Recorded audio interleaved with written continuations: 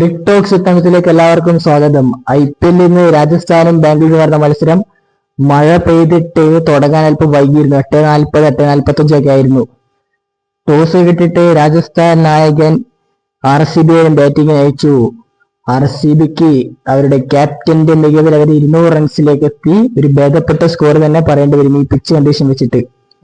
തുടക്കത്തിൽ ഫസ്റ്റ് പന്തിൽ തന്നെ വിക്കറ്റ് പോകുന്ന കാഴ്ചയാണ് കണ്ടത്. ഫിൽ സാൾട്ടൻ ഇംഗ്ലീഷ് വെടിക്കെട്ട് ഓപ്പണറെ ജോഫ്രി ആർച്ചർ പറഞ്ഞുവിട്ടു.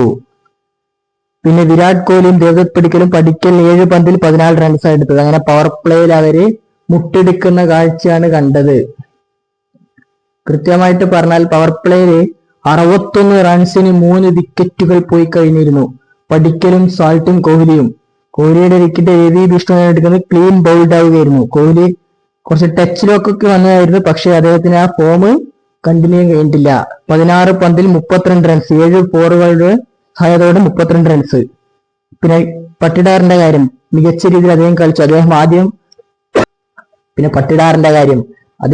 വളരെ പതുക്കെയാണ് കളിച്ചു പോയത്. അദ്ദേഹം ആദ്യം 24 പന്തിൽ ഒരു ഘട്ടത്തിൽ 24 റൺസ് ഇടയിൽ നിന്നും ക്യാപ്റ്റൻ പേണ്ട് 40 പന്തിൽ 63 റൺസ്. അവസാനമൊക്കെ ആനടിക്കുന്ന കാഴ്ച കണ്ടു. രവി ബിഷ്ണുവിനെ ആനടിച്ചു, ജോഫ്രി ആർച്ചറിനെ അടിച്ചു, ആൻഡ്രെ ബർഗറിനൊക്കെ ആനടിക്കുന്ന കാഴ്ച കണ്ടു. അങ്ങനെ 4 ഫോറും 4 സിക്സറും സഹായത്തോടെ 63 റൺസ്, 187 സ്ട്രൈക്ക് റേറ്റ് കളിച്ചു. കൃണാൽ പാണ്ഡ്യ 6 ബോളിൽ 1 റൺസുമായി കൃണാൽ പാണ്ഡ്യ. ജിതേഷ് ശർമ്മക്കും കാര്യങ്ങൾ ചെയ്യാൻ കഴിഞ്ഞില്ല. 8 പന്തിൽ 5 റൺസ്. ടിം ഡേവിഡ് ആവട്ടെ 9 പന്തിൽ 13 റൺസ്. കഴിഞ്ഞ കളി ചെന്നൈ സൂപ്പർ കിങ്സിന്റെ ബോളേഴ്സിനെ നിലനിർത്തി ടിം ഡേവിഡ് ഇക്കളി ഒന്നും ചെയ്യാൻ പറ്റിയിട്ടില്ല. 9 പന്തിൽ 13. Romario shepherd west Indies super താരം 11 പന്തിൽ 22 റൺസുമായി ഷെപ്പേർഡ്.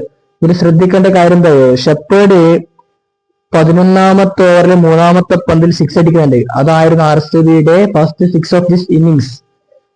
പിന്നെ വെങ്കടേഷ് അയ്യറിനെ അവർ ഇമ്പാക്ട് ആക്കി ഇറക്കി വിടുന്നു. വെങ്കടേഷ് അയ്യർ അവസാനത്തെ ഓവറിൽ ഒരു 6ഉം 4ഉം 6ഉം അങ്ങനെ അടിച്ചത് കൊണ്ട് അദ്ദേഹത്തിന് 15 പന്തിൽ 29 റൺസിലേക്ക് എത്താൻ കഴിഞ്ഞു. അങ്ങനെ 200 റൺസിലേക്ക് അവരെത്തി.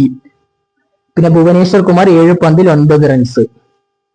അവരെ ബോളിംഗിന്റെ കാര്യത്തിൽ ജോഫ്രി ആർച്ചർ 3 ഓവറിൽ 33 2 വിക്കറ്റ്. ആൻഡ്രെ ബർഗർ 3 ഓവറിൽ 32. രണ്ടുപേരും അല്പത്തിൽ എക്സ്പെൻസീവ് ആയി പോയി എന്ന് വേണമെങ്കിൽ പറയാം.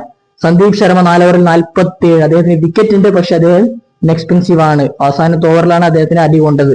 രവി ബിഷ്ണു 4 ഓവറിൽ 32. രവീന്ദ്ര ജഡേജയ്ക്ക് 2 ഓവർ കൊടുത്തിട്ടു. അദ്ദേഹം 2 ഓവറിൽ 14 ഒരു വിക്കറ്റ്. ബ്രിജേഷ് ശർമ്മ 4 ഓവറിൽ 37. തുഷാർ ദേശ്പാണ്ഡെ കളിച്ചിട്ടില്ല, പകരം ബ്രിജേഷ് ശർമ്മയാണ് കളിച്ചത്.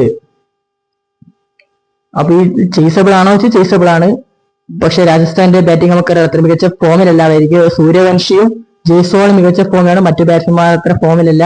ഹേസൽവുഡ് ഇന്ന് കളിക്കുന്നുമുണ്ട് RCBക്ക് വേണ്ടിയിട്ട്. അപ്പോൾ സെക്കൻഡ് ഇന്നിങ്സ് കഴിഞ്ഞിട്ട് നമുക്ക് കാണാം. കൂടുതൽ ക്രിക്കറ്റ് ലോകത്തെ കൂടുതൽ വിശേഷങ്ങളുമായി നമ്മൾ വീണ്ടും എത്തുന്നതായിരിക്കും.